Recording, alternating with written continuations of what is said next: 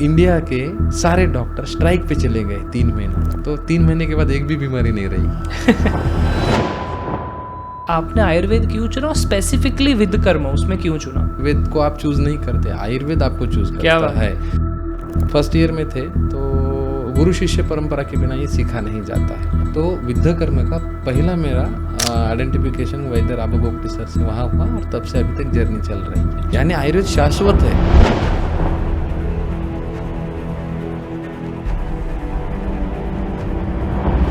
तो सर विध और कर्म दो शब्द जो है उसको अगर आप थोड़ा डाइसेक्ट करके समझा पाए संस्कृत में, या इसका कोई आपके पास आयुर्वेदिक रेफरेंस हो या ग्रंथोक्त रेफरेंस हो? हाँ, देखिएगा आयुर्वेद में 3 संहिता मुख्य बताई जाती है। एक चरक संहिता है, चरकस्तु चिकित्सिते, यानी चिकित्सा में चरक संहिता श्रेष्ठ है। औषधियों में वाग्भट को कहा गया है, औषधियों का वर्णन इस्तेमाल करने के लिए छोटे छोटे नुस्खे वाग्भट संहिता में दी है। सर्जरी जो है सुश्रुत संहिता में बताई गई, इसीलिए सुश्रुत जी को फादर ऑफ सर्जरी कहा गया है। कई बार सर लोग इसे एक्यूपंक्चर से भी थोड़ा बहुत कंपेयर करते हैं, तो क्या डिफरेंस है दोनों में, विधकर्म और एक्यूपंक्चर में? विधकर्म ये रक्त दोष के हिसाब से आता है। विधकर्म हमारे मर्म को महत्व देता है। हमारे शरीर में 107 ऐसी जगह है जहाँ पे आघात होने के बाद शरीर में विकलांगता आती है। आप जब प्रिक करते हैं, वो प्रिक करने के बाद उसकी बॉडी में क्या चेंज आता है? आयुर्वेद दोष धातु मल सिद्धांत के ऊपर आधारित है, तो हर चिकित्सा करते समय वो उसका विचार किया ही जाता है। अगर हम पर्टिकुलर जगह पे अगर काम करते हैं, वेधन कर्म करते हैं, तो शरीर में अलग अलग बदलाव होते हैं। देखिए आप यहाँ पे बैठे, यहाँ पे लाइट है, इसका बटन वहाँ पे, बराबर, यहाँ पे क्यों नहीं बटन? विधकर्म क्या सिर्फ पेन मैनेजमेंट तक सीमित है, या फिर कौन से रोगों में हम विधकर्म यूज कर सकते हैं? रक्त की वजह से जब शूल होता है तो विधकर्म आता है, लेकिन रक्त की दोष की वजह से बहुत सारी बीमारियां होती हैं। सबसे ज़्यादा आने वाले होते हैं इनफर्टिलिटी केसेस होते हैं, उसके बाद में आते हैं ऑटिज्म और सेरेब्रल पाल्सी जैसे केसेस, जहाँ पे बिहेवियर डिसऑर्डर होते हैं। 11 मिलियन से ज़्यादा लोग रेटिना के प्रॉब्लम से सफ़र कर रहे हैं, तो आयुर्वेद इन कंडीशंस को कैसे देखता है? नेत्र में सरसों के मात्रा के हिसाब से एक हॉलो भाग है, उसको दृष्टि हम कह रहे हैं, और उसके मैं इतनी व्याधियां बता रहा हूँ, ऐसा सुश्रुत संहिता पे वर्णन है। और उसमें ग्लॉकोमा, उसमें कैटरैक्ट, लिंगनाश 3000 साल पहले बता चुके हैं। सही बात है।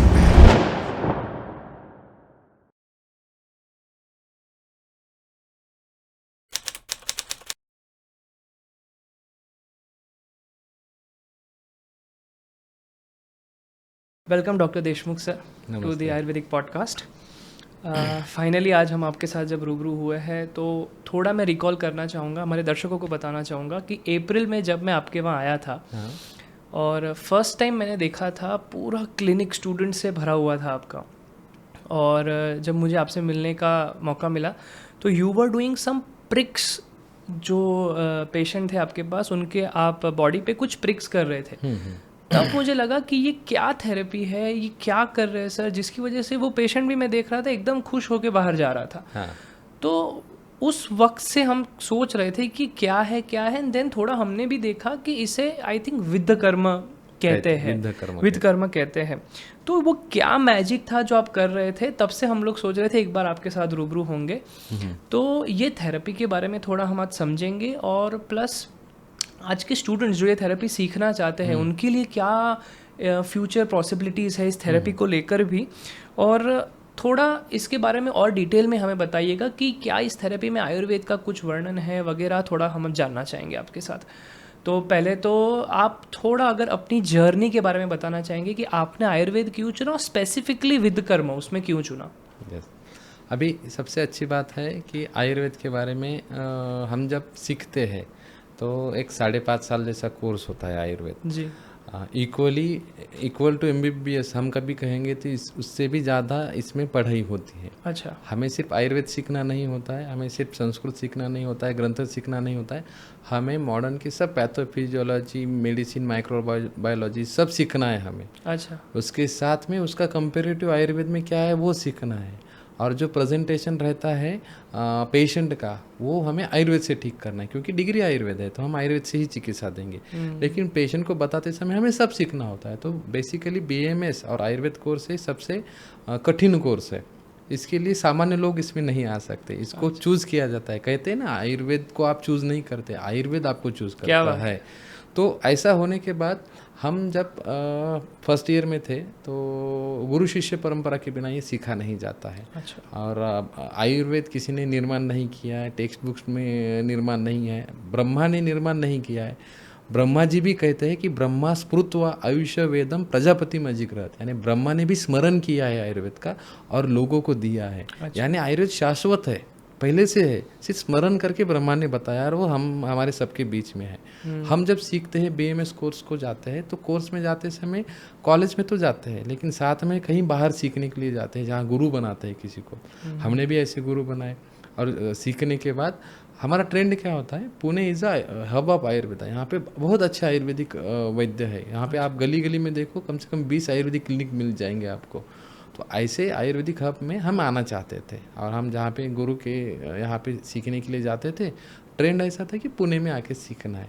बट हमारे क्लिनिक में, हमारे गुरुवर्य अमृतवाल सर के क्लिनिक में हम सीखते थे, सारा सीख लिया था क्योंकि वो भी सब जगह पे घूम चुके थे। अब आगे क्या था कि पुणे में आना चाहते थे, लेकिन पुणे में 22 आयुर्वेदिक डॉक्टर्स की लिस्ट मुझे मिली थी हमारे एक सीनियर से और सारे 22 डॉक्टर के पास मैं चले गया था कि समथिंग डिफरेंट मुझे सीखना है यहाँ पे जाके। अब वैसे वहाँ पे जाने के बाद वो तो सीख लिया था क्योंकि हमारे सर घूमे थे सब जगह पे सीखने के लिए, लेकिन देयर वाज लैकुना, वहाँ पे आयुर्वेद का कुछ लैकुना था। जैसे कि पेन मैनेजमेंट के लिए लोग एक दर्द हो गया तो एक पेन किलर खा लेंगे और ड्यूटी को जाएंगे। आयुर्वेद में क्या होता था कि अभ्यंग है, ट्रीटमेंट चलती थी 15-20 दिन, तो वो स्पीड ट्रीटमेंट का एक लैकुना था। तो हम सोचते समय घूम रहे थे ऐसा। तो हमारे एक वैद्य राबो गोगटे सर, उनकी उम्र 95 के ऊपर थी। तो उनका नाम समझ में आया और मैं जा रहा था सर के क्लिनिक में ऊपर। जाते जाते समय एक बूढ़ी औरत है, उसका घुटना दुख रहा था और ऊपर जाते समय उसको बहुत दर्द हो रहा था। ऐसे समय मैं उसके पीछे से आगे जाना चाहता था लेकिन मुझे समय लगा जाने के लिए क्योंकि उसके स्पीड से मुझे जाना था।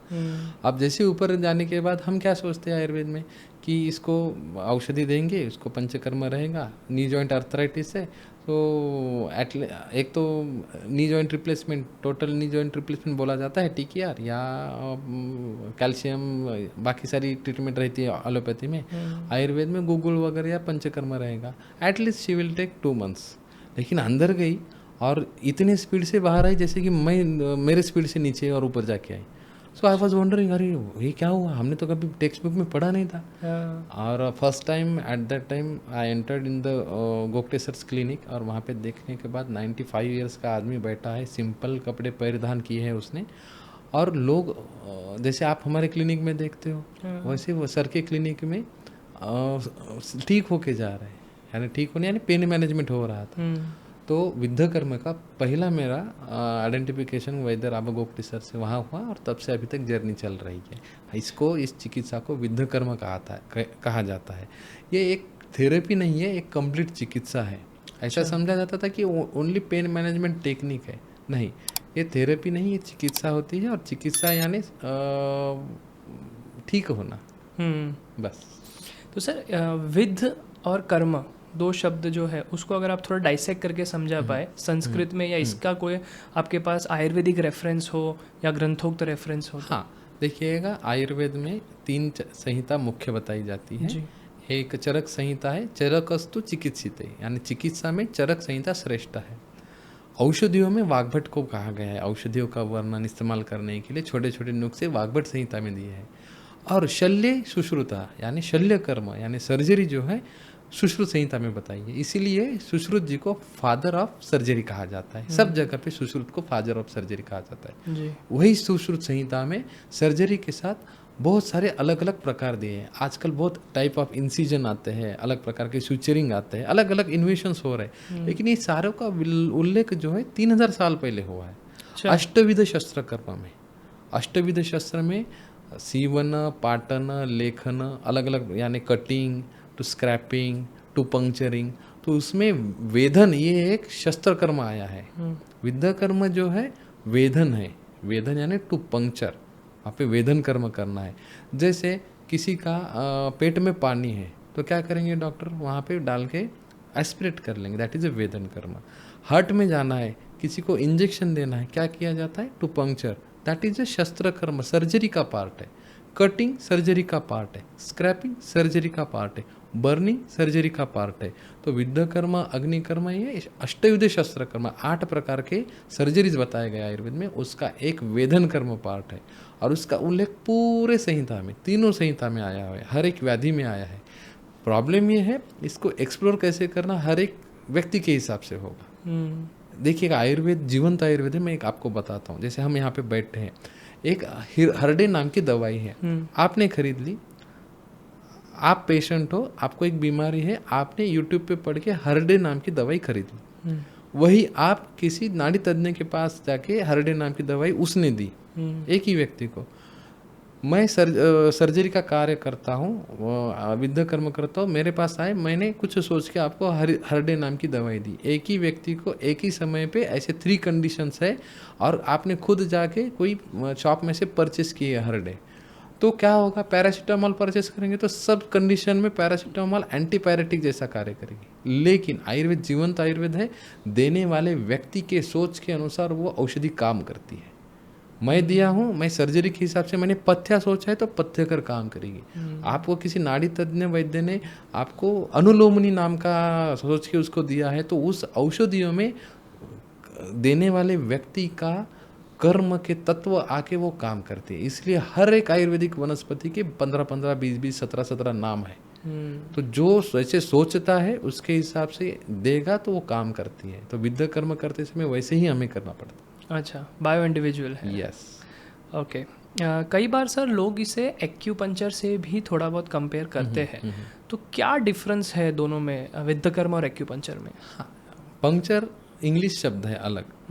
विद्ध कर्म ये रक्त दोष के हिसाब से आता है। विद्ध कर्म हमारे मर्म को महत्व देता है। हमारे शरीर में 107 ऐसी जगह है जहाँ पे आघात होने के बाद शरीर में विकलांगता आती है। सद्य प्राणहार ऐसी जगह है जहाँ पे मार लग गया, स्पॉट डेथ है।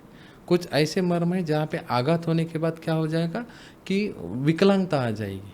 जैसे हमारे हाथ के यहाँ पे एक मर्म है, अंगुष्ठयो अंगुले मध्य क्षिप्रम नाम तत्र विद्ध से आक्षेपकनम मरणम। यहाँ पे अगर मार लगा एग्जैक्टली तो पेशेंट को आक्षेपक आते हैं, यानी कन्वल्जन्स आते हैं। भगवान श्री कृष्ण जी को जो बाण लगा था सिर्फ पैर के यहाँ पे लगाया था, 4 मर्म है, 2 हाथ में 2 पैर में। भगवान श्री कृष्ण जी को जो शाप था वो पूरा होने के लिए जो बाण लगा था, एरो लगा था, वो क्षिप्र मर्म के ऊपर लगा था और उनकी मृत्यु होने तक उनको आक्षेपक आ रहे थे। तो ये जो अलग अलग मर्म दिए हैं, ये मर्म के अनुसार आयुर्वेद में विद्ध कर्म बताया गया है। मर्म को स्पर्श नहीं करना है। अच्छा। मर्म के ऊपर नीचे आगे पीछे हमारे 72,000 योग में नाड़ियाँ बताई गई है और उन नाड़ियों के जो मूल स्थान है उनको चक्र कहा गया है और उन चक्रों की एनर्जी है पूरे शरीर में डिस्पर्स हो चुकी है और जो मेन वायबल जगह है, जो इम्पोर्टेंट जगह है, उसको मर्म कहा गया है। अच्छा। अब वो मर्म को लेके चिकित्सा करनी होती है जिसको विद्ध कर्म कहा गया है। एक्यूपंक्चर क्या होता है, वो अलग सिस्टम है, वो मेरिडियन के हिसाब से है, एनर्जी फ्लो के हिसाब से। चाइना में आती है तो चाइना में जो ची शब्द है, ची का शब्द है, अर्थ है एनर्जी होता है। अच्छा। तो वो एनर्जी के हिसाब से। और आयुर्वेद का विद्ध कर्म है दोष धातु मल सिद्धांत के हिसाब से होता है। तो ये 3000 पुराना है और एक्यूपंक्चर 600 साल पुराना होगा, ज़्यादा मुझे पता नहीं, लेकिन ये बहुत पुराना है। अच्छा, तो सर विद्ध कर्म क्या सिर्फ पेन मैनेजमेंट तक सीमित है या फिर कौन से रोगों में हम विद्ध कर्म यूज़ कर सकते हैं? अगर शास्त्रोक्त बात की जाए तो पेन मैनेजमेंट में आयुर्वेद में सीक्वेंस आया है। अगर किसी को दर्द हो रहा है तो आपको स्नेहन करना है, यानी तेल लगाना है, गर्म तेल लगा के, बहुत सारे प्रकार के तेल आए, उसमें से सारे दर्द चले जाएंगे। अगर नहीं गया, स्नेहन के बाद स्वेदन देना है, यानी स्टीम देना है, अलग अलग प्रकार के सेक लेना है जो पेशेंट घर पे लेते हैं। स्नेहन स्वेदन मर्दन, यानी वहाँ पे मालिश करनी है, मसाज करनी है पेन मैनेजमेंट के लिए। इससे भी नहीं हुआ तो वहाँ पे बंधन आया है, अलग अलग प्रकार के बैंड बांधने हैं, हम नी कैप देते हैं, अलग अलग प्रकार के बैंड आते हैं या बैंडेजेस आते हैं अलग अलग, तो उसको बंधन कहा गया। उसके बाद में विद्ध आया है, रक्त व स्रोतस, यानी रक्त के अनुसार अगर शूल होता है तो वहाँ पे वेदन कर्म आया है, तो वेदन, और उसके बाद अग्निकर्म, ऐसा सीक्वेंस आया है। तो रक्त की वजह से जब शूल होता है तो विद्ध कर्म आता है, लेकिन रक्त की दोष की वजह से बहुत सारी बीमारियाँ होती हैं। आयुर्वेद के ग्रंथ में ऐसा वर्णन किया है कि आप अगर औषधि लेते हो, आप बहुत प्रकार के पंचकर्म करते हो, अलग अलग गुणों की चिकित्सा करते हो, फिर भी रिजल्ट नहीं आता है, तो समझ लेना ये व्याधि रक्त के दोष के अनुसार हुआ है। और इसीलिए वहाँ पे रक्त मोक्षण चिकित्सा बताई है, और उसका ही एक पार्ट है विद्ध कर्म आता है। तो ये पेन मैनेजमेंट भी हो गया, डिसीज मैनेजमेंट हो गया। आयुर्वेद में अर्ध चिकित्सा बताई गई है, बस्ती की और विद्ध कर्मों को, रक्त मोक्षण को अर्ध चिकित्सा बताई गई, यानी हाफ ट्रीटमेंट। हाफ ट्रीटमेंट बाकी क्या रहेगी, आप पेशेंट को कहना है कि आप जो भी इसके कारण है वो बंद करो और अच्छी तरह से पथ्य अपथ्य करो, आप ठीक हो जाओ। तो एक कंप्लीट ट्रीटमेंट सारे डिसीज में होती है जहाँ पे रक्त का दोष होता है। तो आप मेजरली अभी अगर बात करें तो कौन से डिजीज़ में ये इम्पैक्ट करते हैं पेन के अलावा? हाँ, पेन मैनेजमेंट तो सब होता ही है, लेकिन मेरे यहाँ पे सबसे ज़्यादा आने वाले होते हैं इनफर्टिलिटी केसेस होते हैं। उसके बाद में आते हैं ऑटिज़म और सेरेब्रल पाल्सी जैसे केसेस, जहाँ पे बिहेवियर डिसऑर्डर होते हैं। माइलस्टोन डेवलपमेंट के लिए विद्ध कर्म किया जाता है। ये मज्जावश होता है, यानी मेंदू यानी मस्तिष्क के विकार ठीक नहीं होते, यही समझा जाता था। और जैसे आपने कल देखा था कि मेरे पास कंटिन्यूस पेशेंट होते हैं और माता पिता को होप मिलती है कि ये बच्चे ठीक हो रहे हैं। तो उसके बाद में रेटिना की डिसीजेस, जहाँ पे असंभव ऐसी व्याधियाँ होती हैं जहाँ पे ठीक ही नहीं हो पाती, वहाँ पे आयुर्वेद बहुत अच्छा दिया है। आपने कभी एक कुछ साल पहले सुना होगा, एक साउथ अफ्रीका की कुछ सेलिब्रिटी थी, कोई नेता की लड़की थी, उसके आँखें चली गई थी। जी। और वो नरेंद्र मोदी जी ने बताया था कि उन्होंने आयुर्वेदिक चिकित्सा ली थी, बराबर। तो जो कहीं नहीं होता है वो उसके रेटिना सही हुए थे। हमारे पास ऐसे बहुत सारे पेशेंट आते हैं जो रेटिना के डिसीज लेके आते हैं। तो प्रॉब्लम ये है कि आयुर्वेद और एलोपैथी साथ में नहीं चलता है। अगर साथ में चलेंगे तो ये अलग ऊंचाई पे चले जाते हैं, लेकिन दोनों अगर एक दूसरे को रिस्पेक्ट से देखेंगे तो जो आयुर्वेद करता है वो एलोपैथी नहीं कर पाएगा, और जो एलोपैथी करता है वो आयुर्वेद नहीं कर पाएगा। तो दोनों अगर मिल जाते हैं तो कंप्लीट ट्रीटमेंट भी बना सकते हैं आप। ट्रू। तो आपने जिन जिन इंडिकेशंस की बात की, पेन मैनेजमेंट की, ऑटिज्म की आपने बात की, रेटिना की बात की, आपने इनफर्टिलिटी की भी बात की, तो हर एक पे थोड़ा इंडिविजुअली हम फोकस करना चाहेंगे। पहले अगर हम पेन की बात करें तो पेन मैनेजमेंट में क्या कोई स्पेसिफिक पेन पे ही विद्ध कर्म रहता है, या फिर जनरल बॉडी पेन कोई भी हो, बोन्स का, मसल्स का, किसी भी काम करेगा? नहीं, देखो अभी सीक्वेंस कैसा है, मैंने कहा था कि स्नेहन स्वेदन मर्दन बंधन विद्ध अग्नि है। अकेला विद्ध कर्म ये रक्त वस्त्र तो उसके ऊपर काम करेगा, लेकिन उसके साथ कुछ ना कुछ चाहिए आपको। अग्नि कर्म भी करना पड़ेगा उसको। या पेशेंट है जैसे कि एसी में बैठा है और उसको गर्दन अकड़ गई है, तो वो ठंडा शीत गुण की वजह से उसका स्टिफनेस बढ़ता है, तो वहाँ पे उसको उष्ण चिकित्सा की ज़रूरत होती है विद्ध कर्म के साथ। तो हम वहाँ पे थोड़ा सा तेल लगा के, थोड़ा सा मसाज करके, थोड़ा गर्म उष्ण तेल इस्तेमाल करते हैं, या विद्ध कर्म के बाद अग्नि कर्म करते हैं, तो पूरी चिकित्सा हो जाती है। तो हर पेन मैनेजमेंट में हर पेन, प्रत्येक पेन क्यों आ रहा है, वो कौन से गुणों की वजह से आ रहा है, वो देखना पड़ेगा। जैसे कि सिंपल है कि माइग्रेन है, बहुत ज़्यादा पेन होता है पेशेंट को, कुछ लाइट भी सहन नहीं कर पाता है, आवाज़ भी वो सहन नहीं कर पाता है, तो वो पित्तज शूल बताया गया है। पेशेंट के लिए headache is the main complaint, लेकिन आयुर्वेदिक डॉक्टर सोचता है कब हेडेक हो रहा है। जब खाना खाने के बाद हो रहा है तो वो कफदोष अनुबंधित है। किसी का खाली पेट हो रहा है, लाइट सहन नहीं कर सकते, साउंड फोबिया है, साउंड नहीं चाहिए मुझे यार, पेशेंट बोलता है यार ये साउंड बंद करो, आप सब बात करना बंद करो, मैं अंदर में रुकता हूँ, वो पित्त शुरू होता है। रात्रोवृत्ति निशीच, यानी रात्र में जब बढ़ रहा है तो वात शुरू होता है, खाने के बाद बढ़ रहा है तो कफज की वजह से होता है, खाली पेट बढ़ रहा है तो पित्त की वजह से हो रहा है, हाँ यंग एज में हो रहा है तो पित्त की वजह से है।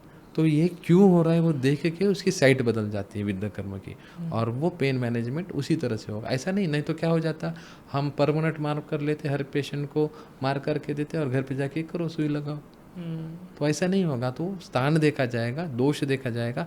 आयुर्वेद दोष धातु मल सिद्धांत के ऊपर आधारित है, तो हर चिकित्सा करते समय वो उसका विचार किया ही जाता है। तो जैसे फॉर एग्जांपल अभी आपने बताया माइग्रेन का, आपने एक एग्जांपल बताया कि उसको आप एनालाइज करेंगे कि खाने के बाद हो रहा है, रात को हो रहा है, वो एनालाइज आपने कर लिया, आपको मालूम पड़ गया। अब आप जब प्रिक करते हैं, फॉर एग्जांपल पेशेंट आपके पास है उस समय पे, तो वो प्रिक करने के बाद उसकी बॉडी में क्या चेंज आता है ऐसा कि उसको रिजल्ट दिखता है?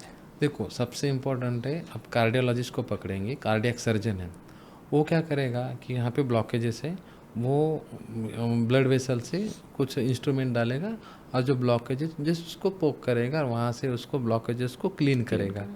That is a plumbing, that is a best mechanism. But दो विजुअल है, वायु का गुण जो है, शरीर में 3 दोष है, वात पित्त कफ, उसमें वायु जो है सूक्ष्म है, अदृश्य है। अब मैं हाथ ऊपर कर रहा हूँ, that is due to the वातज।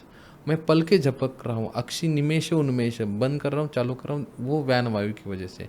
मेरा हार्ट बीटिंग हो रहा है वायु की वजह से, वो दिखता नहीं है, वो उसको महसूस करना पड़ता है, वायु दिखेगा नहीं तो ऐसे थोड़ी है विद्ध कर लिया और हवा निकल गया, ऐसा नहीं होगा। तो वायु के गुण के हिसाब से बताया गया है। और वात विकार कैसे बताया है, देहे स्रोतांसी रिक्तानी पूरयित्वा अनिलो बलि, यानी शरीर में अलग अलग प्रकार के टिश्यूज है, अलग अलग प्रकार के रचनाएं हैं, उसमें वात विकार अगर हो रहे हैं, वात विकार हो रहे हैं यानी हवा नहीं जा रही है, वहाँ पे उसके गुण जो है वो रुक्ष बन रहा है। यानी अगर कोई स्निग्ध है यानी ऑयलीनेस है, उसका इलास्टिसिटी है, वहाँ पे इलास्टिसिटी लूज होना यानी वहाँ पे रूखापन आ गया, दैट इज अ वात। किसी के आईज अच्छे हैं लेकिन वहाँ पे ड्राई बन गया, दैट इज अ वात। हार्ट का पाल्पिटेशन अच्छा है लेकिन तेज हो रहा है, दैट इज अ चलो गुण। तो ऐसे गुण के हिसाब से जहाँ पे वायु बढ़ेगा तो वो वहाँ पे अवरोध होता है या क्षय होता है, 2 प्रकार से बढ़ता है। एक तो रुक गया यानी बहुत भीड़ जा रही है और अगले बंदे ने सब रास्ता रोक दिया तो क्या हो जाएगा, पीछे गड़बड़ हो जाएगी, दैट इज अवरोधात्मक संप्राप्ति, रुक गया है, that is a blockage. And second is वहाँ पे कोई नहीं है, खाने को नहीं दिया किसी को सूख जाएगा, वैसे क्षीण संप्राप्ति। ऐसे 2 प्रकार के वात विकार होते हैं। दोनों प्रकार में विद्ध कर्म करने के बाद क्या हो जाएगा, फर्स्ट प्रकार में वो ब्लॉकेज निकल जाएगा, दैट इज वायु का अवरोध दूर हो जाएगा, तो सर्कुलेशन सही हो जाएगा, तो क्या हो जाएगा, पेशेंट की बीमारी आदि कम हो जाएगी। और जब क्षीण है यानी कम हो चुका है तो वहाँ पे ब्लड अगर बढ़ेगा, रक्त प्रवाह बढ़ाएंगे हम, तो वहाँ पे क्या हो जाएगा, दोषों के गुण बताए गए धातुओं के, प्रीणनम जीवनम लेपा स्नेहो धारण पूर्ण, यानी खाने के बाद हमें अच्छा लगता है, एकदम से स्फूर्ति आ जाती है। हम धूप में घूम रहे हैं और हमने कोई जूस पी लिया तो स्फूर्ति आ जाती है, वो रसवसोतस का काम है। दूसरा काम है रक्त का काम है जीवन देना, यानी हीलिंग है। डॉक्टर क्या करता है, जख्म होने के बाद सिर्फ क्लीन करता है, हीलिंग कैपेसिटी इज इटसेल्फ, वो शरीर का काम है। अगर वहाँ पे रक्त नहीं है तो हील ही नहीं होगा। जैसे सोरियासिस जैसी कंडीशन है, अगर कोई गिर गया गाड़ी में से और एकदम से वो घिस गया, उसको मार लगा है तो अपने आप ही को हील हो जाता है, लेकिन सोरियासिस नहीं हील हो जाता क्योंकि उसकी बॉडी करने नहीं देती, that's why it is in autoimmune disorder. वहाँ पे अगर रक्त व स्रोत यानी जीवन कर्म हम सही करते हैं तो वो पेशेंट सही होता है। इसलिए सोरियासिस जैसी त्वचा विकार में रक्त मोक्षण चिकित्सा 15-15 दिन को आई है। तो हमें देख के करना पड़ेगा, जीवन कर्म करना है तो रक्त के ऊपर काम करने का पड़ेगा। विद्ध कर्म वही करता है, अगर हम पर्टिकुलर जगह पे अगर काम करते हैं, वेदन कर्म करते हैं तो शरीर में अलग अलग बदलाव होते हैं। देखिए आप यहाँ पे बैठे, यहाँ पे लाइट है, इसका बटन वहाँ पे बराबर, यहाँ पे क्यों नहीं button, that is A discomfort ना, यहाँ पे नहीं रख सकते बटन, उधर ही रखना पड़ेगा जो हमें ईजी है। शरीर में ऐसे ही बताया गया है, यहाँ पे अगर डिसीज है वहाँ पे वेदन कर्म करो, यहाँ पे डिसीज है तो वहाँ पे वेदन कर्म, शरीर में ऐसे बताया गया है क्योंकि वो इजी है। जैसे कि अंगुष्ठ मूल है हमारे पैर के यहाँ पे एक ऐसी जगह पे, वहाँ पे विद्ध कर्म करने के बाद स्टोन का पेन तुरंत कम हो जाता है, टेबल में से नीचे लेने तक स्टोन का पेन कम हो जाता है। ओह अच्छा। अब एनाटॉमी और शरीर रचना आयुर्वेद का शब्द है, यानी हमारी एडी है ना, वहाँ पे एक बोन है, कैल्केनियम बोन है, दैट इज ओनली बोन, उसका क्या लेना देना। एक ऐसी बीमारी है विसूचिका नाम की, जिसमें उल्टियाँ हो रही है और संडास भी हो रही है, 10 लग रहे हैं, तो ऐसे में क्या होगा, पेशेंट डिहाइड्रेट हो जाएगा। और इमरजेंसी ट्रीटमेंट क्या है, उसको सलाइन देना है, आरएल देना है, इलेक्ट्रोलाइट इम्बैलेंस जो है क्लियर करना है। बट आयुर्वेद में क्या कहा है, पार्शनी के ऊपर दाह कर्म करना है, यानी पैर के यहाँ पे कैल्केनियम बोन है, वहाँ पे उसको चटका देना है। अब कोई अगर आधुनिक वैद्य होगा, डॉक्टर होगा, वो बोलेगा ये क्या यार लगा के रखा है, भूंदगिरी लगा के रखी है, ऐसा कुछ होगा क्या। लेकिन आयुर्वेद में शरीर रचना बहुत अलग बताई गई है। जो पार्शनी यानी कैल्केनियम बोन है उसको अस्थिमर्म कहा गया है, और अस्थि की उत्पत्ति अस्थि धरा कला साय व पुरुष धरा कला यानी आतोड़ से होती है। इसीलिए जब वहाँ पे हम अग्निकर्म करते, चटका देते पार्शनी के ऊपर, इंटेस्टाइन जो है नज़दीक आती है और जो फ्लूइड लॉस से रुक जाता है। इम्पोर्टेंट क्या है ऐसे पेशेंट में, फ्लूइड देना इम्पोर्टेंट है, आईवी देना, लेकिन जो लॉस हो रहा है वो भी रुकाना चाहिए ना। True. तो वो अग्निकर्म से लॉस रुक जाता है। अब ये तो हो गया, मिथ हो गया, ऐसा लगता है। हमारे सर क्या कहते थे, क्या करते थे, वो अपेंडिक्स की सर्जरी कर रही है, अपेंडिक्स लोकेट ही नहीं होता था, तो ऑपरेशन थिएटर में कॉटरी होती है, वो वहाँ पे लगा देते आप पूरे इंटेस्टाइन सिकुड़ जाती है और अपेंडिक्स मिल जाता है। अच्छा, so that is on the table proof. Ayurveda का शरीर रचना अलग होती है, एनाटॉमी अलग होती है, लेकिन ये पढ़ानी जानी चाहिए सब जगह। तो सर ये आपने जो एग्जांपल दिया कि आपने वो जगह पे दिया, तुरंत पेन कम हो गया, और वो जो आपने रिलीफ बताई, तो लोग जो पेन किलर लेते हैं तो उसकी जगह पे ये ट्रीटमेंट करवा सकते हैं ना। अच्छा, दैट्स व्हाई इतनी भीड़ है ना। तो वो स्पीड पे रिजल्ट हमको मिल जाता है। आप खरीदने के लिए जाओगे उसके पहले मिल जाता है। लेकिन प्रॉब्लम क्या है, ये विद्या कर्म के एक्यूरेसी के ऊपर डिपेंड करेगा। हाँ। नहीं तो को विद्या बहुत चलते हैं आजकल, को विद्या यानी कहीं पे भी सुई लगा। हाँ। इसीलिए हम एक्यूरेसी के ऊपर ज़्यादा ध्यान देने को कहते हैं डॉक्टर्स लोगों को। आपके पास सर कोई ऐसा केस स्टडी है कि बॉडी पेन में लाइक यू थॉट लाइक ये तो मैजिकल रिजल्ट हमको मिला, आपके पास ऐसा केस स्टडी है कोई? डेली मोर देन 100 तो हो गए ऐसे केस स्टडी। अच्छा। प्रॉब्लम कैसा है, जैसे कि अभी सिंपल एक बताता हूँ कि जैसे जब पेशेंट केमोथेरेपी लेते हैं कैंसर के इसमें, और केमोथेरेपी लेने के बाद बोन कैंसर वाले पेशेंट आते हैं हमारे पास, जहाँ पे पेन बहुत होता है और क्या हर एक बोन काट के तो फेंक नहीं सकते।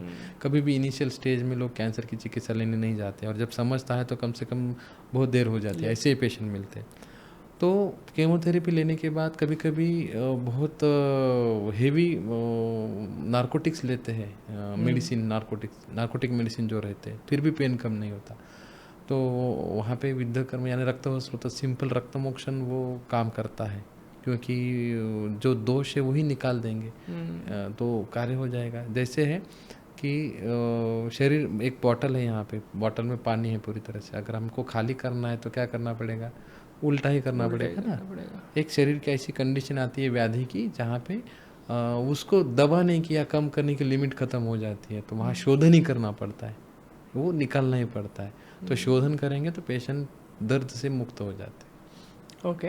आपने एक ऑटिज्म की भी बात की थी, आपके हिसाब से जहाँ मॉडर्न मेडिसिन भी स्ट्रगल कर रहा है ऑटिज्म में, जैसे आपने स्टार्टिंग में बताया था कि मानसिक बीमारियों में काफ़ी लोग स्ट्रगल करते हैं, तो आयुर्वेद के हिसाब से थोड़ा ऑटिज्म को आप अगर समझा पाए तो? देखिएगा, ऑटिज्म अभी हम यहाँ पे बैठे हैं, अभी हम बात कर रहे हैं, तो अभी कभी ध्यान में था आपने चप्पल बाहर रखी है? नहीं ध्यान में था, मैंने पॉइंट आउट किया तो आपको समझ में आया चप्पल बाहर है। अभी हम बैठे, आपने कौन से कलर की घड़ी पहनी है याद नहीं है, बराबर। अब हम घड़ी के बारे में बात करें, हम चप्पल भूल गए। मन का गुण एकत्व होता है, मन को एक समय एक ही बात समझ में आती है, फिर चप्पल भूल गए ना अब, बराबर। आपने टीका लगाया भूल गया, फिर घड़ी भूल गए, यार फिर चप्पल भूल गए ना। सो हमारा ब्रेन के लिए यहाँ गेट कीपर होता है, और वो गेट कीपर क्या करता है, जो इम्पोर्टेंट है वही संदेश अंदर जाता है, दैट इज अ मन का गुण रहता है एकत्व। अब ऐसे समय में वो अगर गुण डिस्टर्ब हो जाएगा, फिर चप्पल भूल गया, और ऐसे समय में अबंडेंट आप स्टिमुला आपके ब्रेन की तरफ, मन की तरफ जा रहे हैं, ब्रेन नहीं कहूँगा, मन की तरफ जा रहे हैं, सो वो एकत्व गुण डिस्टर्ब होगा तो क्या हो जाएगा, आप सैर भैर हो जाओगे, समझेगा नहीं। जैसे कि बुखार में आता है, जैसे 104, 106, 7 तक बुखार जाता है तो आदमी प्रलाप करता है, कुछ भी बातें करता है बुखार आने के बाद, जैसे फिर चप्पल भूल गए ना आप, बराबर।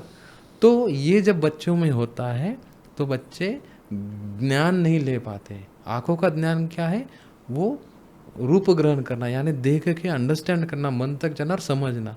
नाका का काम करें गंध ग्रहण करना है, टंग का काम क्या है, रस ज्ञान करना है, यानी टेस्ट को ग्रहण करना है, और स्पर्श को भी। कान का काम है शब्द को ग्रहण करना है। अब ये सारे इंद्रियों से जो ज्ञान मिलता है वो हमारे मन तक पहुंचता है, और मन एनालाइज करता है और उसके हिसाब से समझता है। लेकिन गुण तो एकत्व है, चप्पल भूल गए ना फिर से, तो एक गुण एकत्व है। और अब ये जब डिस्टर्ब हो जाता है तो सैर भैर हो जाता है। तो बच्चे को आँख सही है लेकिन वो फॉलो नहीं करता है, कान सही है लेकिन वो देख नहीं पाता है, जीभ है लेकिन वो क्या खाना है पता नहीं चलता। ये सब कॉम्प्लिकेशन हो जाते, तब उसको कहा जाता है ऑटिज्म। अब ये इसको सही करना है तो ट्रेनिंग की जाती है। जैसे को कुत्ते को कहा जाता है बैठ, कुत्ता बैठ जाता है, खुद उठ, ऐसी ट्रेनिंग की जाती है।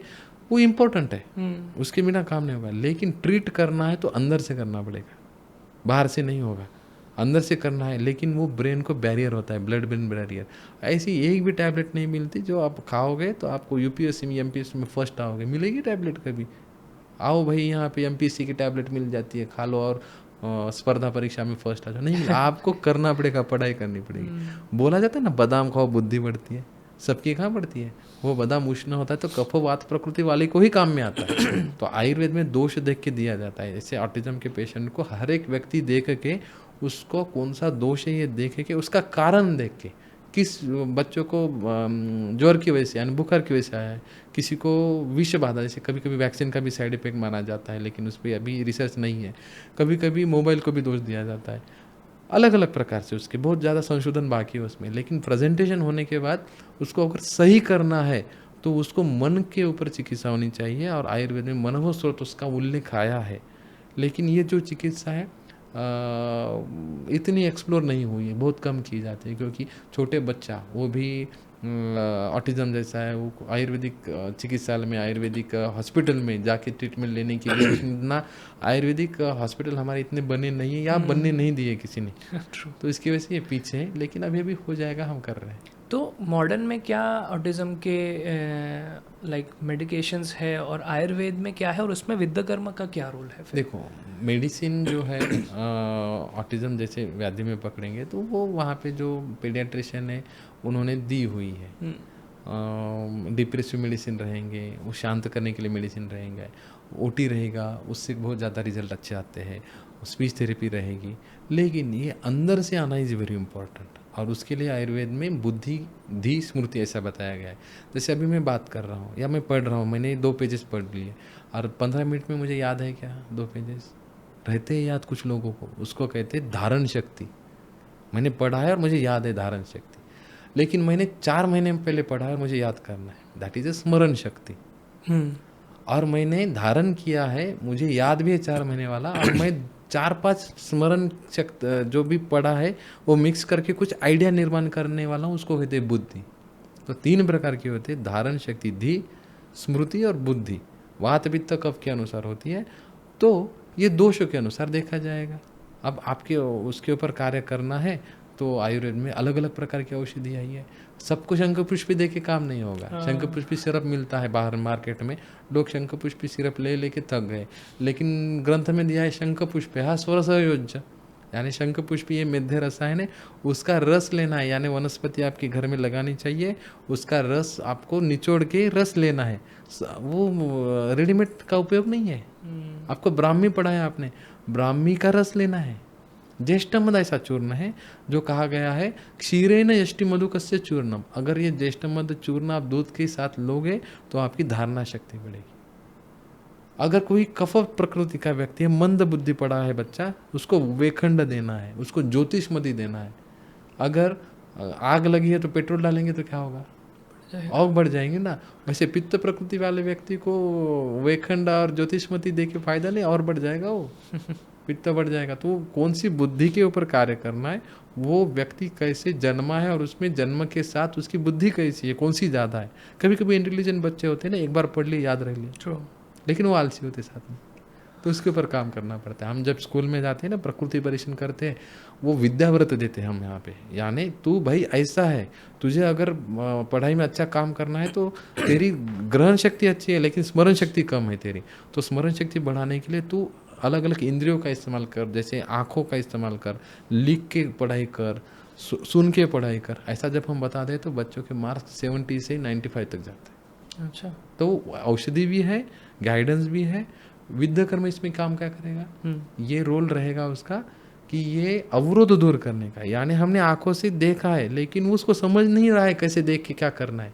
नाकों से गंध ले रहा है लेकिन क्या करना है पता नहीं। टंग है लेकिन वो बात ही नहीं कर पा रहा ना, स्पीच ही नहीं आ रही है। स्पीच कब आएगी? जब आंखों से सुनेगा। आपको तेलुगु आती है क्या? नहीं आती, कभी सुनी नहीं ना बचपन से, तो क्यों आएगी? तो वही बच्चों को सुना हुआ वो मन की तरफ गया ही नहीं है।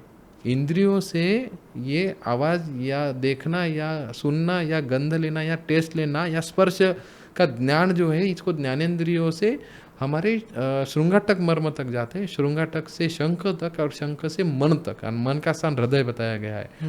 मुझे समझता है ना, बच्चों को समझता है ना। अगर वो नहीं समझ रहा है तो वो समझने की चिकित्सा है विद्याकर्म।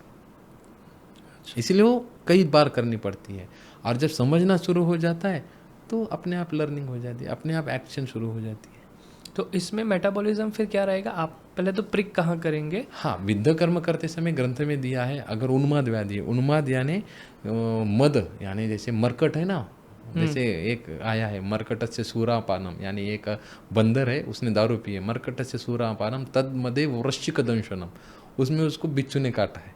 अच्छा। पहले ही बंदर है, उसने दारू पी है और उसमें बिच्छू ने काटा, तो उसका क्या हाल होगा। ऐसी अवस्था जो है ऑटिज्म के बच्चों में कुछ कुछ होती है। जो क्रोधी बच्चे होते हैं उसको समझना ही नहीं ना, पहले से पित्त प्रकृति का, और माता पिता उसको पित्त बढ़ाने वाली औषधियाँ देती हैं। तो अब जब हम विद्या कर्म करते हैं तो ये जो सेंस ऑर्गन से अवरोध होता है, यानी जा ही नहीं रहा है मन तक, दैट इज अ बैरियर। वो बैरियर दूर करने के लिए ये आयुर्वेद ग्रंथ में उन्माद व्याधि में उरो अपांग ललाटेशु, यानी उर स्थान, अपांग संधि और ललाट, यानी ये दूर करने के लिए स्थान बताए। जैसे अब हम यहाँ पे रूम में है, यहाँ पे अगर एक कोई विंडो है और वहाँ पे दरवाज़ा है, एयर टाइट रूम है, और किसी ने दरवाज़ा बजाया तो खिड़की भी बजती है, बराबर। दिखता नहीं ना कोई खिड़की बजाने वाला आदमी, लेकिन बजता है।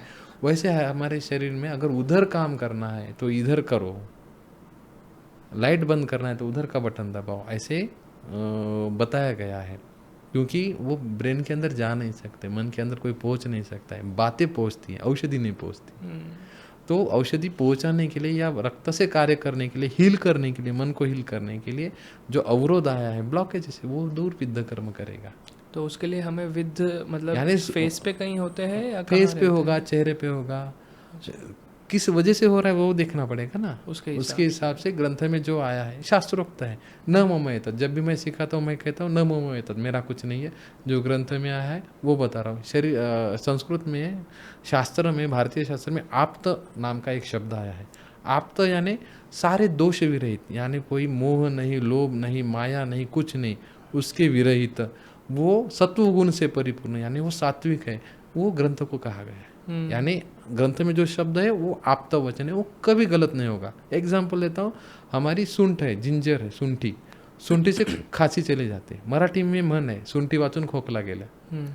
अब ये 2025 ले लो, 2010 ले लो, या 1990 ले लो, सुंठे से खांसी जाएगी आप्त वचन है, जाएगी ही जाएगी। अब कैसे लेके जानी है, कैसे कम करनी है, आप डिसाइड करो। भविष्य शास्त्र में या हमारे भारतीय शास्त्र में अगर लिखा है आपके कुंडली में, आप 15 साल में पराक्रम करोगे, तो आप डिसाइड करना है पराक्रम कैसे करना है। लिखा तो है पराक्रम करोगे, दैट इज अ सूत्र। तो अगर किसी को गोली मार के पराक्रम करो, या आप एमपीएससी में फर्स्ट आके पराक्रम करो, या पॉडकास्ट लेके पराक्रम करो, जो भी करना है आप डिसाइड करना है। सूत्र तो सूत्र है, वैसे ग्रंथ में दिया है वो फिक्स है, वो आपको इस्तेमाल कैसे करना है वो बुद्ध के अनुसार आपको रहेगा। कोई एक बुद्धि रहेगा, कोई शत बुद्धि रहेगा, वो आप डिसाइड। परफेक्ट। आपके सर हम इंस्टा हैंडल्स पे देखते हैं इनफर्टिलिटी का आप नंबर भी रखते हैं 787, 797 वगैरह वगैरह। तो इनफर्टिलिटी में आप इसे कैसे यूज़ करते हैं, और इसमें क्या सिर्फ मेल्स या फीमेल्स दोनों पे आप विद्या कर्म कर सकते हैं? देखो होता क्या है कि जैसे कि आजकल क्या हो गया, इनफर्टिलिटी का एक इशू बन गया है। हमारे कुछ मित्र हैं जो गायनेकोलॉजिस्ट है, MBBS गायनेकोलॉजिस्ट, हमारी बातें होती रहती है। वो कहते हैं इनफर्टिलिटी को बनाया गया है, वो इनफर्टिलिटी नहीं रहती है। आयुर्वेद में एक श्लोक आया है, सौमनस्यम गर्भधारणा नाम।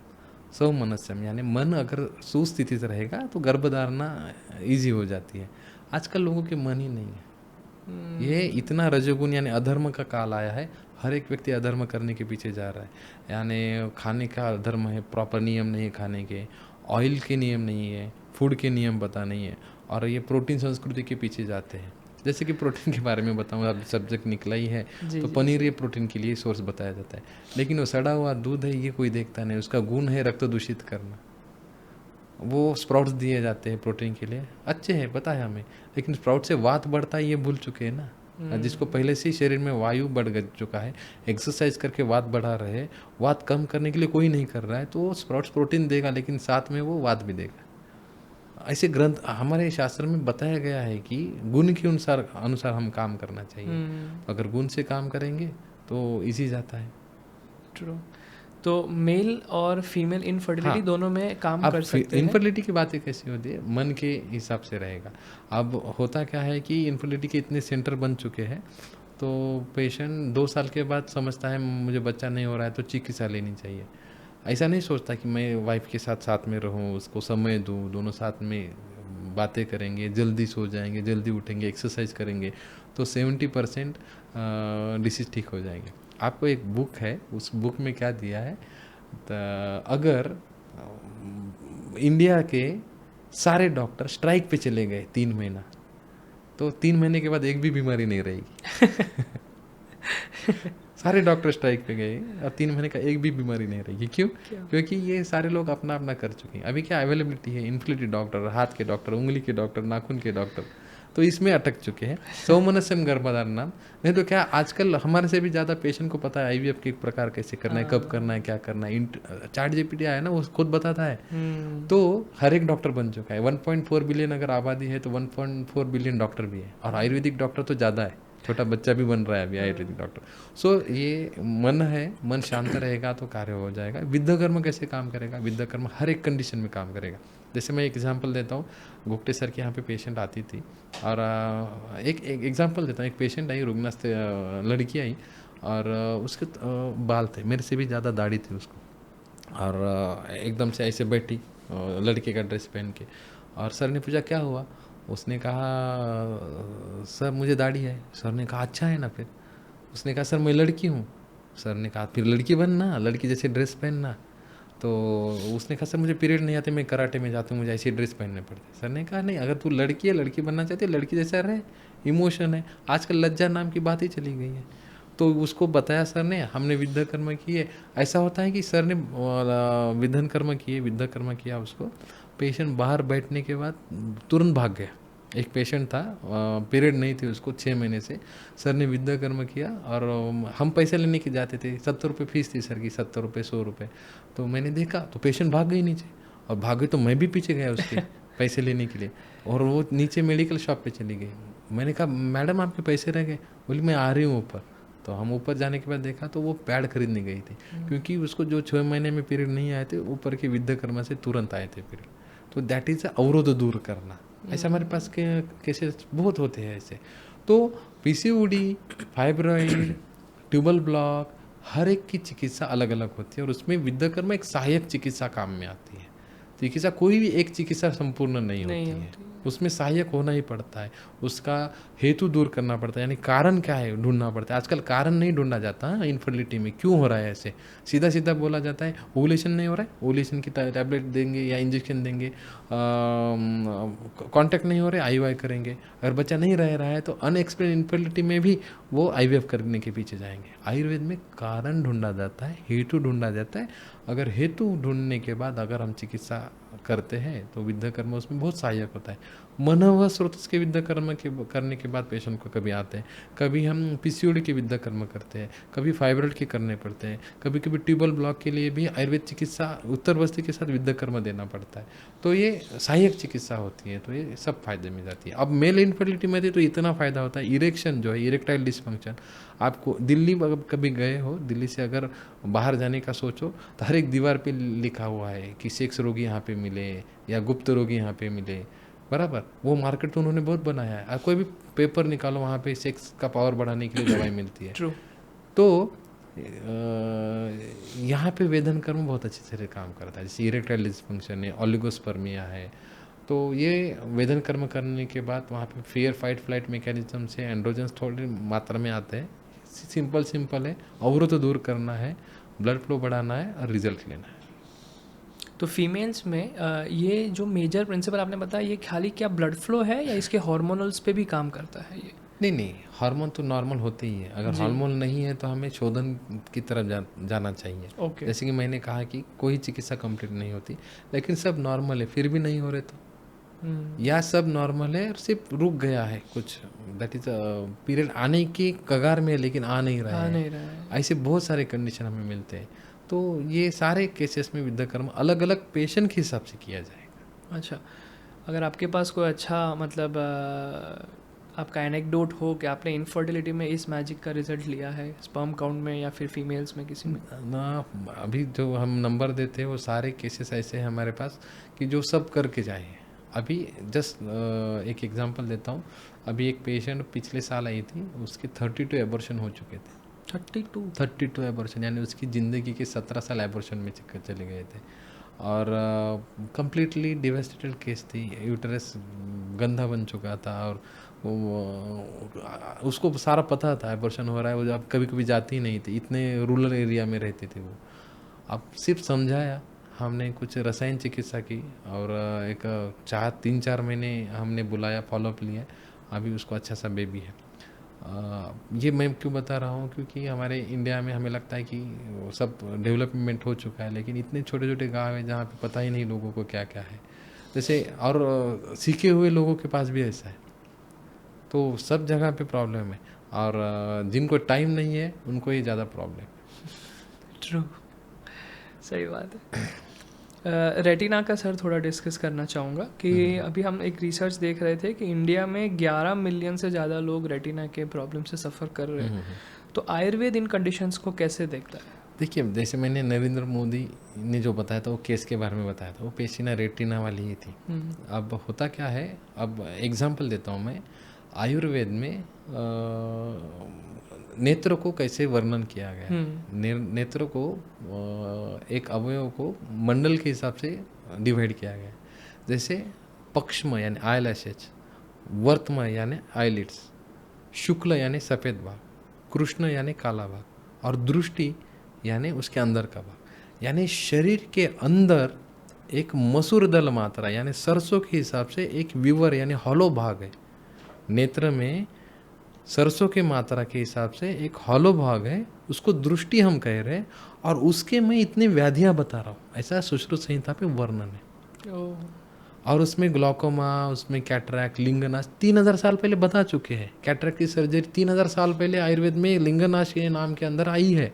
सर्जरी एग्जैक्टली प्रॉपर सर्जरी आई है, बताया गया है। अब देखो, इतना आँखों में इतना छोटा भाग जहाँ पे ना टेलीस्कोप है, ना कोई माइक्रोस्कोप है, ना नथिंग है, और तब बताया गया और उसके व्याधि बताए गए और उसकी चिकित्सा बताई गई। अच्छा, रेटिना तो वो दृष्टि का एक भाग है। रेटिना छोड़ के उसके आगे विट्रस आता है, उसके आगे लेंस आता है, वो फंडस आता है, बहुत सारे एनाटॉमिकली स्ट्रक्चर आ जाते हैं। लेकिन आयुर्वेद में ये सब दृष्टि के अंदर बताया गया। अब चिकित्सा करते समय आयुर्वेद में क्या बताया, आप बैठो और मुझे बताओ आपको क्या दिखता है। आपको अगर चिमचिमान दिख रहा है, आपको धूसर दिख रहा है, अव्यक्त दिख रहा है, अव्यक्त रूपानी पश्यंती, कभी दूर है नज़दीक लग रहा है, नज़दीक है दूर लग रहा है, ऐसे लक्षणों को पूछ पूछ के उनकी कैटेगरीज किए गए हैं दृष्टि विकार में। True. और उसमें जो तिमिर है या हम कहेंगे कि काच है, जो वर्णन है, वो रेटिना के डिसीज जैसा हमें मिलते हैं आजकल, जो रेटिना की व्याधि कहते हैं। जैसे रेटिनल डिटैचमेंट है या रेटिना स्वेलिंग है, रेटिनल स्वेलिंग है, तो ऐसे व्याधि ऐसे इसमें व्याधि में मिलते हैं। जैसे तिमिर में तो तृतीयगत पटल में अगर व्याधि है, उसमें भी पटल बताए, उसमें 4-5 प्रकार बताएगा आयुर्वेद में, और उसमें विद्ध कर्म दिया है। दैट इज ए वेद्य व्याधि, वेदन कर्म से सही हो जाएंगे ऐसा वर्णन आया, सिर्फ किया नहीं जाता है। आयुर्वेद कॉलेज में क्या होता है, 4 औषधि के ऊपर निर्भर होता है। एक फलग्रुत, त्रिफलाग्रुत होता है, सप्तमग्रुत लो होता है, 2-3 ऐसे औषधि के ऊपर वहाँ पे निर्भर किया जाता है। लेकिन आप साउथ में जाइएगा, वहाँ पे अंजन चिकित्सा होती है, वहाँ पे बिड़ालक चिकित्सा होती है। तो ये इसमें विद्ध कर्म अगर ऐड करते हैं तो एक संप्राप्ति आई है। क्या संप्राप्ति है, सीरानो सारिणी भी दोष ही ऊर्ध्वम आगते ही जायन्ते नेत्र भागेशु रोगा परम दारुणा। यानी हम खाना पीना करने के बाद शरीर में जो भी रक्त के माध्यम से, सिराओं के माध्यम से दोष जो है ऊपर आ जाते हैं, और वो जायन्ते नेत्र भागेशु यानी नेत्र के यहाँ पे रोगा परम दारुण व्याधि बनते हैं, जिससे पेशेंट को अंधता आती है, दिखता ही नहीं है। ऐसे ही इसमें क्या करना है, वो सिराओं का वेदन करना है, सिरा वेद करना है, यानी वेदन कर्म, विद्ध कर्म करना है। तो विद्ध कर्म करते हैं तो ब्लड फ्लो शुरू होता है, हीलिंग होती है, क्योंकि रक्त का काम जीवन कर्म है, हीलिंग है। अगर वो हम पहुंचाते हैं तो काम अच्छी तरह से हो जाते हैं। लेकिन वो it is a very broad concept, बहुत इसमें बहुत रिसर्च करना पड़ेगा। हमारे स्टूडेंट कर रहे हैं अलग अलग। अच्छा, तो ये रेटिना के इसमें विधन कर्म बाकी सारी चिकित्साओं के साथ बहुत अच्छा कार्य करता है। आई के प्रॉब्लम में सर आजकल लेजर का सर्जरी बहुत चल रहा है। बराबर। तो उसके सामने हम विद्ध कर्म बता सकते हैं? नहीं, लेजर इज टाइप ऑफ अग्निकर्म, वो गर्म कर रहे हैं ना, जला रहे हैं अंदर डाल के। हाँ। तो अग्निकर्म भी आया है। अधिमंत नाम का व्याधि है। अधिमंत अगर हम कंपेयर करते हैं तो ग्लॉकोमा के हिसाब से जाता है।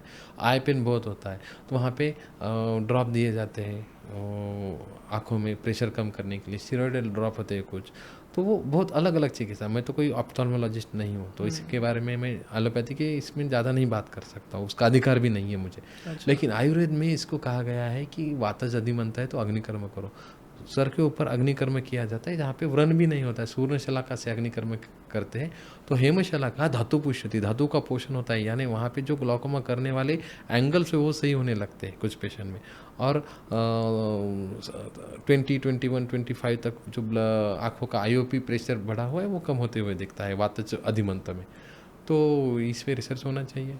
जिससे लेज़र आपने कहा तो अग्निकर्म में चले जाता है, हमारे पास अग्निकर्म भी चिकित्सा है। लेकिन इनमें जो टेक्निक जो है जैसे विद्याकर्म अग्निकर्म अंदर जाके आंखों के अंदर नहीं होगा, बाहर से ही होगा कार्य। तो मतलब ये हमें विद्यकर्म या अग्निकर्म तभी कराना चाहिए जब प्रॉब्लम है, या फिर एज अ पार्ट भी करा सकते हैं कि अगर मुझे फ्यूचर में प्रॉब्लम ना आए? हम कलयुग में है ना, अब स्वास्थ्य से स्वास्थ्य रक्षणम कहा गया है, स्वास्थ्य का स्वास्थ्य रक्षण करने के लिए आयुर्वेद बताया गया है, लेकिन कोई करता नहीं ना। अब मैक्सिमम है तंबाकू के ऊपर लिखा जाता है कैंसर होता है, लेकिन जब तक होता नहीं तो छोड़ते नहीं, दिखते ही नहीं ना इमेज लोगों को। तो मतलब एज अ प्रिवेंटिव एक्शन भी हम करवा सकते हैं ताकि वो ब्लड फ्लो मेंटेन रहे। जैसे कि अगर कोई वनस्पति है, जैसे हम गुड़ुची यानी गुड़वेल लेंगे, सबको पता होता है, या अश्वगंधा लेंगे।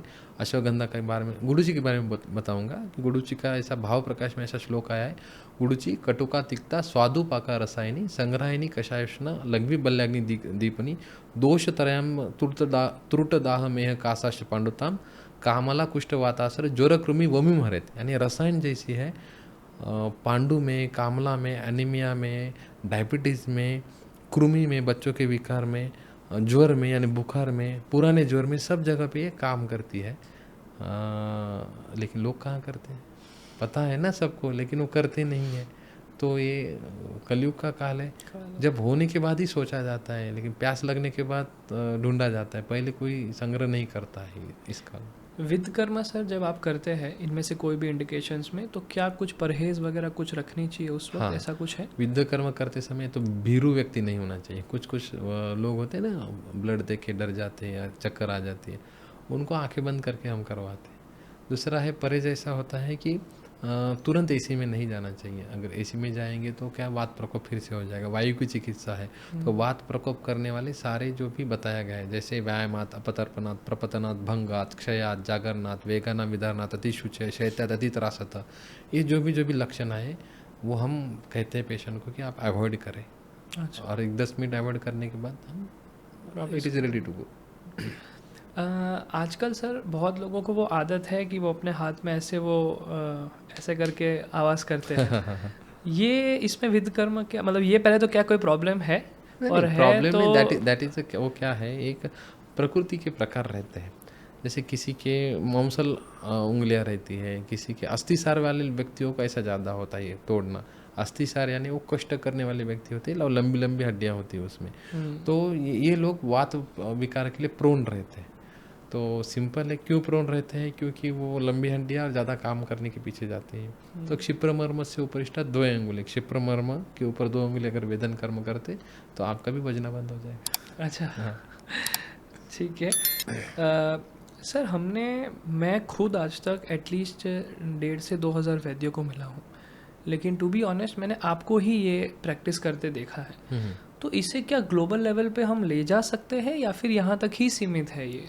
नहीं, देखिएगा, न ममयत मेरा नहीं है, हमने वैद्य राघवगुप्त सर से सीखा है, और जब से सीखा है तब हम दे रहे हैं। डेली मेरे पास 80 स्टूडेंट रहते हैं सीखने के लिए, और पूरे भारतवर्ष में मेरे हर एक शहर में व्याख्यान हो चुके हैं विद्याकर्म के बारे में। जी। इंडिया के बाहर में भी 2 बार हो चुके हैं, और सोशल मीडिया है, यूट्यूब है, वहाँ पे हम सिखाते हैं। जितना हम कर सकते इतना कर रहे हैं। लेकिन हम कौन होते हैं आयुर्वेद को बढ़ाने वाले? आयुर्वेद पहले से ही बढ़ा हुआ है, लेकिन जिसका नसीब है वो आयुर्वेद की चिकित्सा लेगा, और जिसका नसीब है वो आयुर्वेद सीखेगा। जो नहीं है वो कितना भी बोलेंगे तो हम उसमें कुछ नहीं कर सकते। पहले से ही ग्लोबल है ये, लेकिन हम एक निमित्त मात्र है कि इसको थोड़ा शाइनिंग दे सकते हैं। और अगर आप जो ये सीखना चाहते हैं तो आपका क्या कोई कोर्स है या फिर आप पर्सनली लाइक कभी भी कोई भी आ सकता है, क्या उसका प्रोसेस है? सीखने के बारे में मैं एक कहता हूँ कि मैं भी सीख रहा हूँ। अच्छा। मैं सिखाने वाला नहीं, मुझे जो आता है आप देख सकते हो, ऑब्जर्व करके सीख सकते हो। लेकिन क्या होता है, अपेंडिक्स की सर्जरी है, अगर हम यूट्यूब पे देख के करते हैं तो यूट्यूब पे सर्च करते हैं तो सब मिल जाता है ना, कैसे कैसे क्या क्या करना है, तो कर पाते हैं क्या? नहीं। तो व्यक्तियों के प्रकार होते हैं, जैसे डॉक्टर के भी प्रकार होते हैं। आरंभशूर होते हैं कुछ डॉक्टर, वात प्रकृति के, अभी करना है अभी करना है।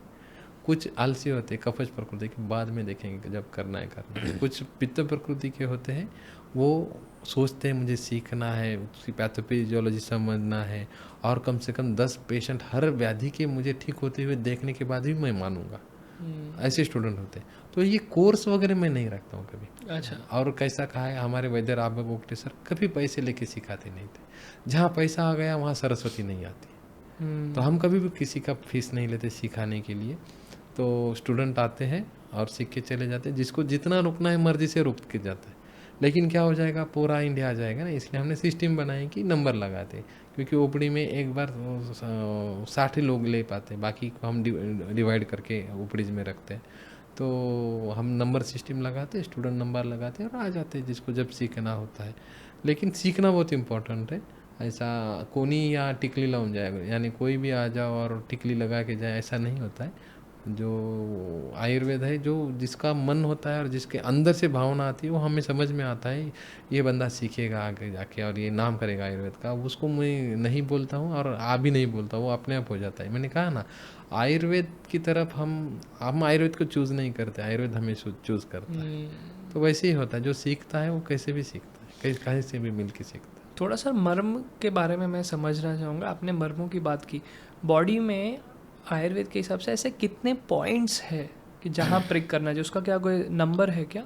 हाँ, मर्म शरीर में 107 107 मर्म है। अच्छा। ये मर्म यानी क्या है, मारयन्ती थी मर्मानी कहा गया है, यानी जहाँ पे मार लगने के बाद मृत्यु होगी या विकलांगता आ जाएगी या वेदना होगा या पीड़ा हो जाएगी या शरीर में कुछ बदलाव हो जाएंगे, ऐसे 107 जगह है जिसको मर्म कहा गया है। जिसमें कुछ मर्म है सद्य प्राणर मर्म।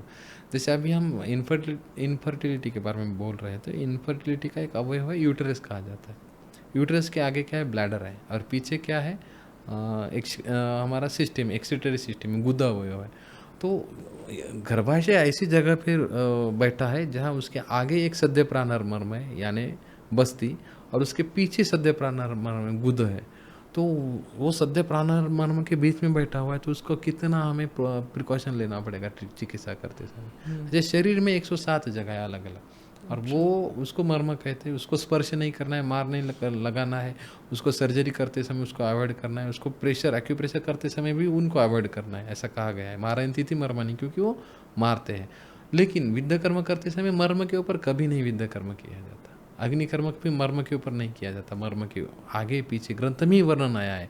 क्षिप्र मर्म से उपरिषद्वंगुले विदुर मर्माश्रितम केशांत संधि के ऊपर, ऐसे मर्म को छोड़ के उसके आजू बाजू में वेदन कर्म बताया गया है, ताकि वो मर्म का सर्कुलेशन, मर्म की नर्वस सिस्टम, मर्म की प्लेक्सस ये सही हो जाए, और वहाँ पे आजू बाजू होने वाले ऑर्गन्स के विकार सही हो जाए, ऐसा सिस्टम बताई गई है। अच्छा, तो बॉडी में ऐसे कोई पॉइंट्स कितने होंगे जहाँ विद्ध करने से आपको लाभ होगा? हाँ, 107 मर्म। देखो, ये शास्त्र जो है ग्रंथ में जो दिया गया है, ग्रंथ कहता है ये मैं एक बुद्धि वाले व्यक्ति को बता रहा हूँ।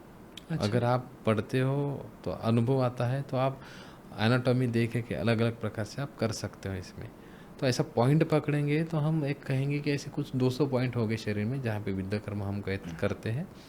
लेकिन कहते हैं ना कि अभ्यासात प्राप्यते दृष्टि कर्म सिद्धि प्रकाशिनी रत्नादि सद असद ज्ञानम न शास्त्रादेव जायते। अभ्यास करने से बार बार करने के बाद दृष्टि मिल जाती है। जैसे हम ऊपर से देख के नारियल में पानी है या उसमें खोबरा ज़्यादा है ये बता नहीं सकते, लेकिन वो बेचने वाले को पता होता है, क्योंकि बार बार देखा है ना उसने। वैसे अभ्यासात प्राप्यते दृष्टि, बार बार अभ्यास करने के बाद, पेशेंट बार बार देखने के बाद, पेशेंट एंट्री करते समय ही समझ में आता है ये इस व्याधि का, और इसको इतना समय लगेगा, और इसको ये विद्या कर्म करना पड़ेगा, उसके साथ ये करना पड़ेगा। ये अभ्यास से प्राप्त होता है। तो जो ग्रंथ में लिखा है वो एक बुद्धि व्यक्ति, हमारे जैसे छोटे बुद्धि के लिए है। लेकिन अगर कोई विद्वान है तो वो खुद के भी पॉइंट अलग अलग तरीके से बना के वो रिसर्च करके बता सकता है। अभी रिसर्च का काल है ना, तो सारा रिसर्च करके देखना पड़ेगा ऐसा है। और सर विद करने के जो आप करते हो उसके कोई नियम आप है, कितना डीप करना है, कितने प्रेशर से करना है? सबसे पहला नियम है को विद्या नहीं करना है, कहीं पे भी विद्या नहीं करना है। पहला नियम। दूसरा नियम है एक्यूरेट करना है, जहाँ पे बताया गया है, जिस व्याधि में बताया वो तब करना है। तीसरा नियम है योगाभ्यास करके ही करना है। पहले फलों के ऊपर, फूलों के ऊपर, कपड़ों के ऊपर, अलग अलग मांस के ऊपर, पनीर के ऊपर, ये विद्या कर्म आपको योगाभ्यास करना है। सर्जरी डायरेक्ट नहीं करनी है, आपको प्रयास करना है। उसके बाद में फिर एंगल रहेंगे, स्थान रहेंगे, और फिर व्याधि देख के ऑब्जर्व करके फिर विद्या कर्म करना। और कोई ऐसा स्पेसिफिक नहीं है कि इतने प्रेशर पे करना है या इतने, वो एकदम नहीं, देखो अभी कहाँ कर रहे हो ये इम्पोर्टेंट है। हाँ। अगर अपांग मर्म के ऊपर 2 अंगुली अगर वेदन कर्म करते तो वहाँ पे नीचे बोनी है डायरेक्टली, तो वहाँ करते समय हमें 1/4 व्रीहि बचा के वहाँ पे करना पड़ता है। यानी व्रीहि यानी चावल, 1/4 यानी एक चावल 11 mm का होता है, तो 1/4 यानी 3-4 mm तक हमें वहाँ पे करना पड़ता है। अच्छा। तो वो इतनी बार कैसे करना है आपको, तो आपको पता होना चाहिए ना कैसे कैसे करना है। तो ये आपको पता है, एक वर्नियर कैलिपर मिलता है, वो मेजरमेंट के लिए होता है। तो हमारे सर क्या करते थे, पेशेंट कहाँ से, अगर तू कोकन से आ रहा है तो आते समय चावल लेके आ, जो खाता है तो वो चावल का मेजरमेंट लेते और उसका व्रीहि प्रमाण होता था। अब कोकन का चावल अलग, नॉर्थ का चावल अलग, महाराष्ट्र का चावल अलग, जो जहाँ रहता है उसके अनुसार व्रीहि प्रमाण रहते थे, गिन के हम करते थे, इतना एक्यूरेसी उसमें। ओह, तो मतलब चावल के हिसाब से एक श्लोक भी है। हाँ, व्रीहि प्रमाण, चावल है ना, व्रीहि यानी चावल, अर्धव्रीहि यानी आधा चावल के प्रमाण से वेदन कर्म करना है। तो हर एक का चावल अलग है ना, तो तू जो कौन सा खाता है, तेरे क्षेत्र में कौन सा चावल पकता है ज़्यादा, वो तू लेके आ और उसका प्रमाण देखिए, उसका व्रीहि प्रमाण देखिए, फिर करते। और वो रिजल्ट फिर उसके बगैर रिजल्ट नहीं आता है।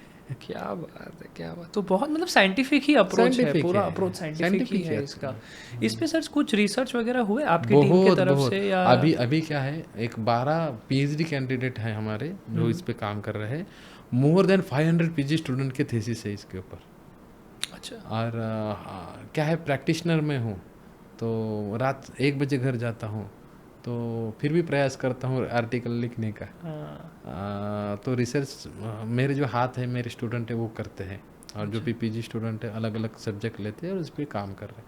देखो हुए 10 साल, गोपटे सर जाके 10 ही साल हुए, अभी बहुत बाकी है, काफ़ी रिसर्च अभी। तो आप मतलब इस पे काम करना चाहते हैं सर। कई ऐसे हमारे व्यूअर्स होंगे जो भी, इनमें से कई जो हमने डिस्कस किया उनसे पीड़ित होंगे, उनको आप क्या कोई मैसेज देना चाहेंगे?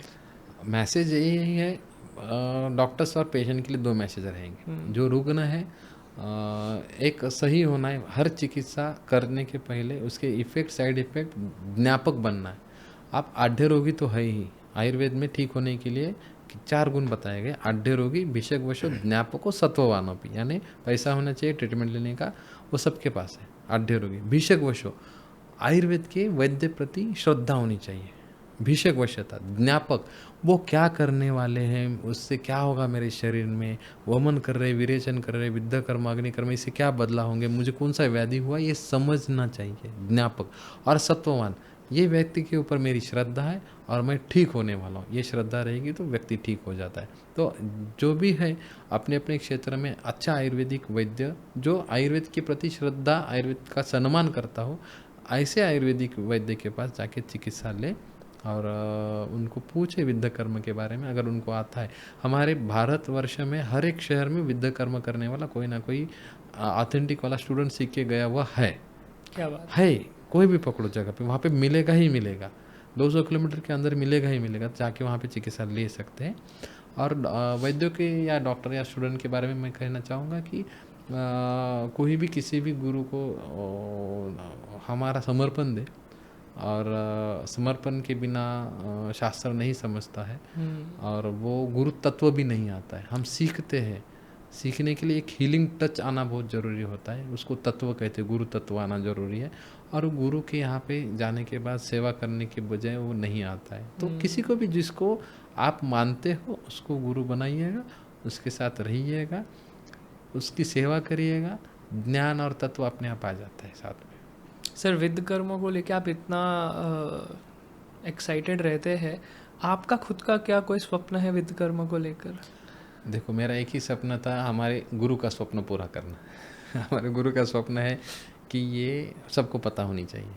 अब उसके ऊपर ही कार्य कर रहे हैं, और हमारे गुरु का स्वप्न अगर पूरा होता है तो हम धन्य हैं। क्या बात है, बहुत अच्छा लगा सर आपसे मिलके। आपने जो मैसेज दिया डेफिनेटली वो काफ़ी लोगों को इंस्पायर भी करेगा, और it was pleasure having you. और विद कर्म के ऊपर इतना अच्छा डिस्कस जो आपने बताया, हमें डिस्कस किया अलग अलग रोग के बारे में जब हमने डिस्कस किया, तो डेफिनेटली आई थिंक ये थेरेपी को आप जैसे जो भी है आपके स्टूडेंट्स हैं, जिनको आपने बताया 8-9 हज़ार लोगों को आपने ट्रेन किया है, अब सब इसको कहीं ना कहीं तो एक अलग आई थिंक लेवल पे लेके जाएंगे। तो उसके लिए आपको all the best, and thank you so much once again हमारे इस पॉडकास्ट में आने के लिए, and thank you so much. Thank you. Thank you.